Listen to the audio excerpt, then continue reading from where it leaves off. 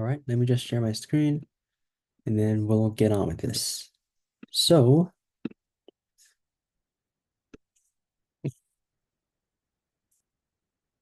all right, so we're just going to start with the very first question, and I'm not going to go over an entire test. Um, I have a very, I have a lot of things I have to do today, and I have a lot of things I need to prepare for. So I'm just going to go over a select few questions I do want to cover that might be relevant, and it'll mainly be with redox, so balancing reactions and such. So I'm going to start with these two questions first.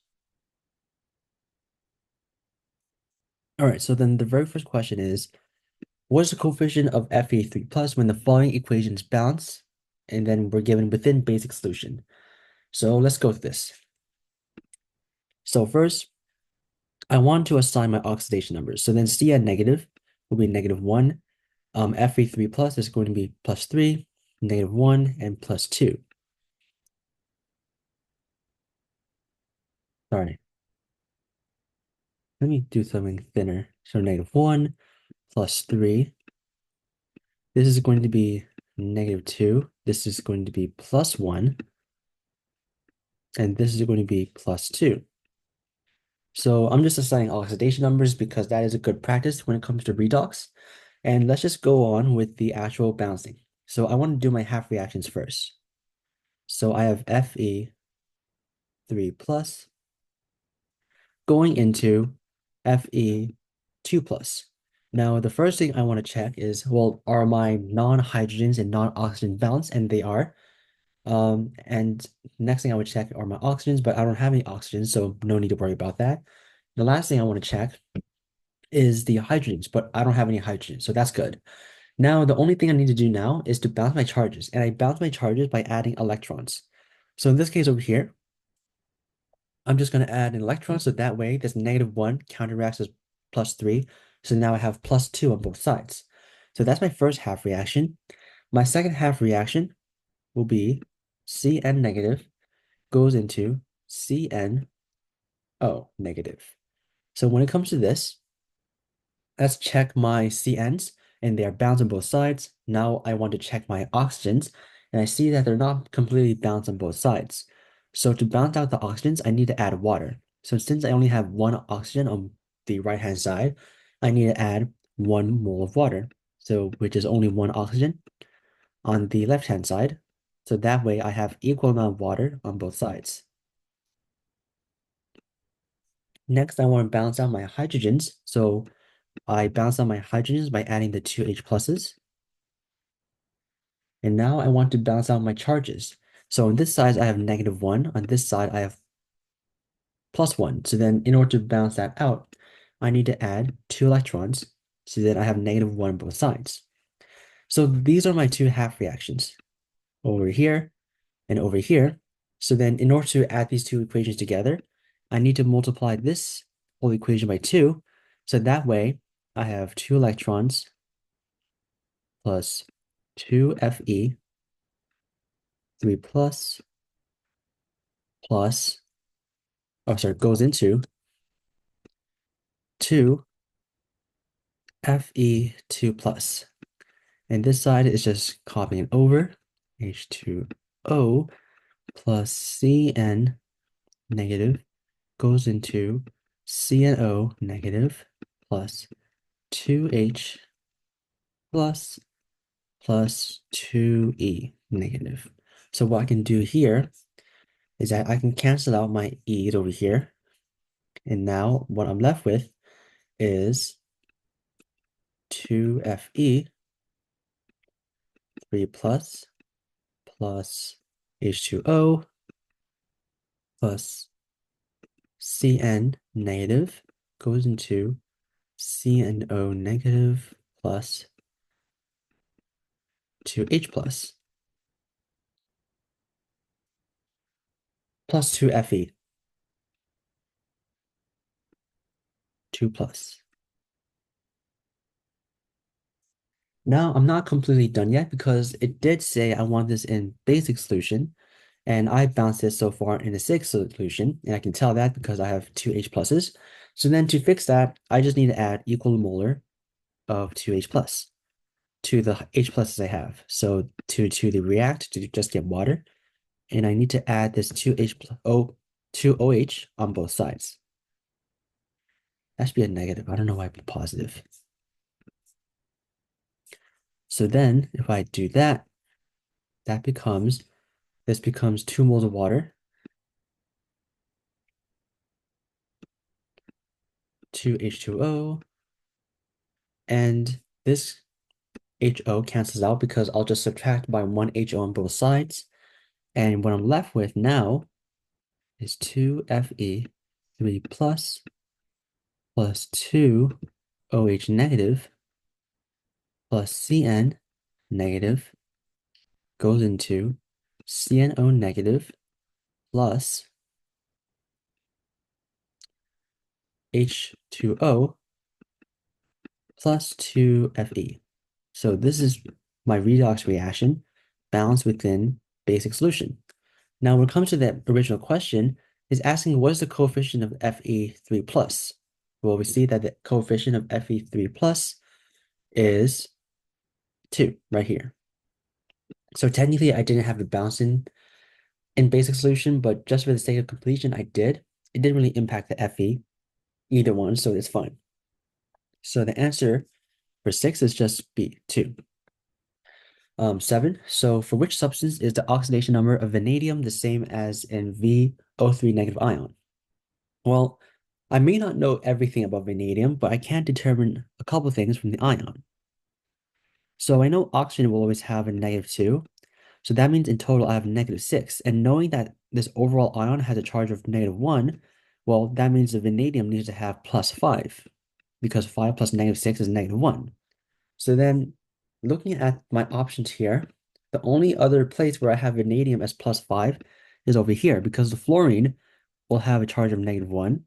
And since I have 5 of them, I have an overall charge of the fluorines of -5. So in order to counteract that, in order to get a neutral vanadium pentafluoride, I need to have vanadium be +5 in order to counteract those two. So therefore, my answer is D. And then if you want to check the other ones, well, vanadium Cl3, that's going to be -1, but then I have 3 in total, so -3 on this side. So that means vanadium needs to be +3, which is not what I want. Same logic here, -3 plus 3 does not work out. So pretty quick. And then the last set of questions will be here.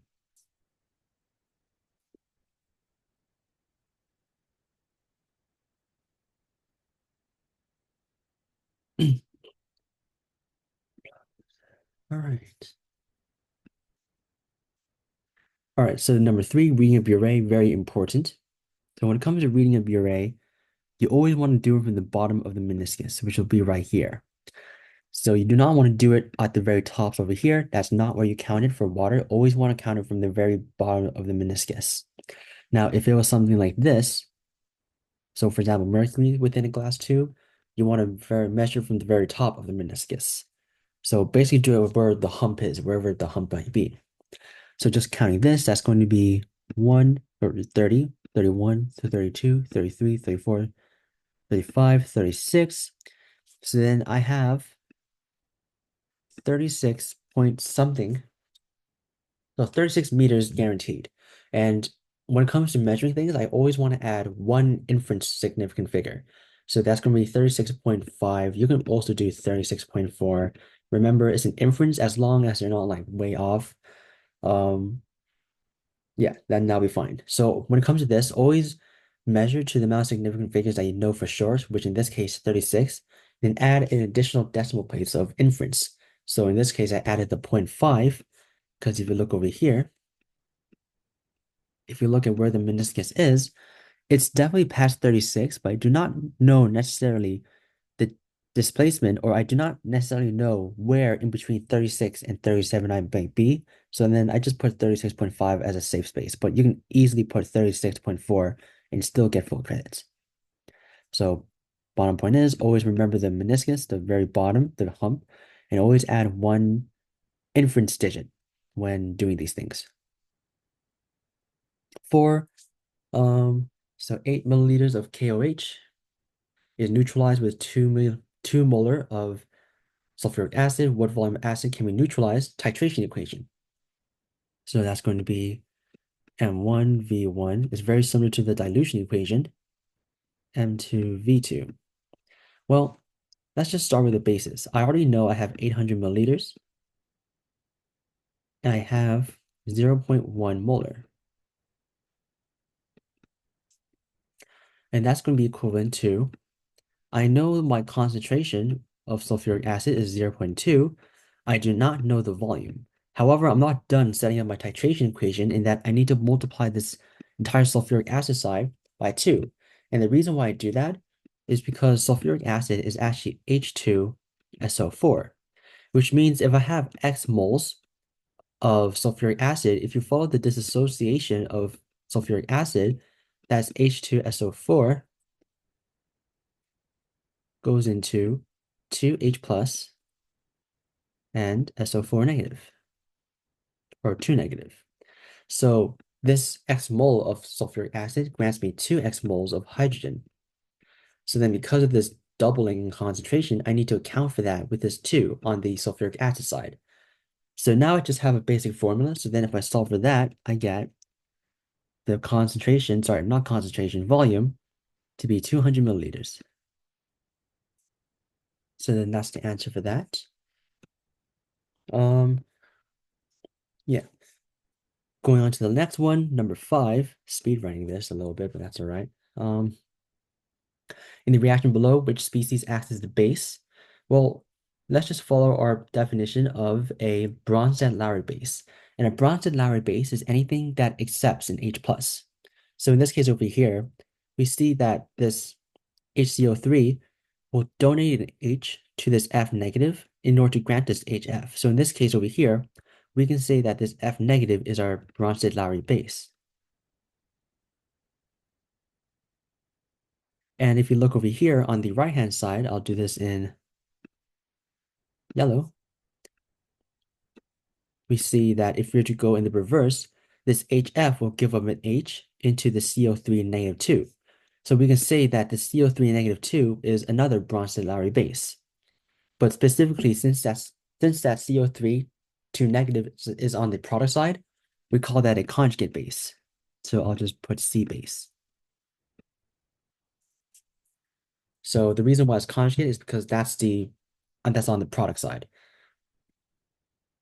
Moving on to the very last one, what is the sum of the coefficients when the following reaction is balanced? You might think to yourself, oh, redox time, but calm down. Let's double check our oxidation numbers. So we see here we have +2. Over here we have -1. Over here we have +1. Over here we have -3. Over here we have +2. And over here we have -3. And water is just neutral. Did any redox numbers or did any of the oxidation numbers change? No. So therefore, we cannot classify this as a redox reaction. And essentially, we got tricked with, oh, this is not redox. We have to use this or treat this as normal stoichiometry. So be careful of that on tests. Like, don't automatically assume everything you see is a redox because they can trick you like this. And it's happened a lot. So we're just going to balance this as a normal stoichiometry thing. And I already have my answers. And we will just verify that it is correct. So 2, 3, 1, and 6. So then if we add up the amount of F or ions we have 3 on both sides, which is correct. Measure up the amount of potassium or phosphates we have 2 on both sides, which is correct. Measuring the amount of oxygens we have on both sides, we have 3 times 2 is 6, plus 2 times 4 is 8, 14, which is correct. On the right-hand side, we have 4 times 2 is 8 plus 6, that's also 14. And then measuring the amount of hydrogens we have 3 times 6 is, or 3 times 2 is 6, plus 6, 12, and we also 12 on both sides. So therefore, this is balanced. And if we take the sum of all the coefficients, we get 7 plus 3, 12. So the main gimmick here was double check that this is a redox or not, which in this case, we saw that it was not a redox number. So I know I kind of went through these questions pretty quickly, but these are just the main questions I thought were the most relevant, and hopefully it goes well. See ya.